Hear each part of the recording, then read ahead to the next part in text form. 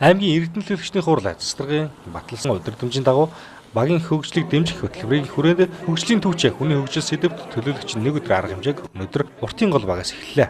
Энэхүү үйл ажиллагаанд аймгийн хөрөнгө оруулалт, хөгжлийн бодлого төлөвтэй хэлсэн дарга Баяр Жаргал, Баян өндөр сумын цэцлэг ганц огт, Баян өндөр сумын иргэдийн төлөвчдийн хурлын дарга Баасан сүрэн болон бусад албаныхаа оролцлоо.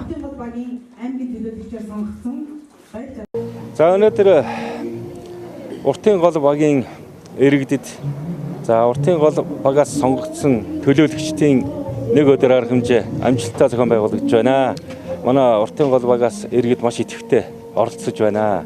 Ер нь өнөөдрийн өдрөлгийн арга хэмжээнд төрийн үйлчилгээг иргэдэд одоо аль болох ойртуулах тийм ээ мэдээлэл авч чадахгүй байгаа, үйлчилгээгээ хүртэж чадахгүй байгаа хүмүүст одоо зориулж Орхон аймгийн одоо бүх төрийн үйлчилгээ үзүүлдэг байгууллагууд бол оролцож байна.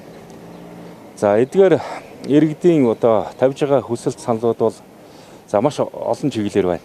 Энэ дээр бол хүүхдийн мөнгөний асуудал ярьж байна. Мөн газрынхаа гэрчилгээг одоо авах гээд авч чадахгүй байгаа. Тэн дээр одоо тусламж дэмжлэг үзүүлээч гэсэн хүмүүс байна. Мөн одоо ажлын байранд хамруулж өгөөч гэдэг асуудлууд мөн яригдж байна.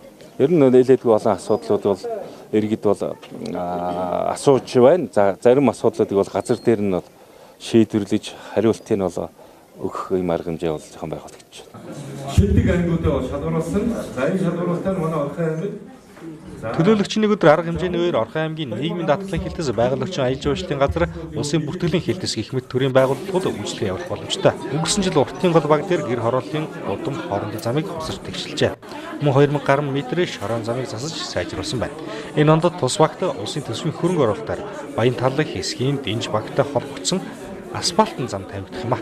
Мөн 475 сая төгрөгийн үерийн даалан байгуулахаар төсөв батлагдчихжээ.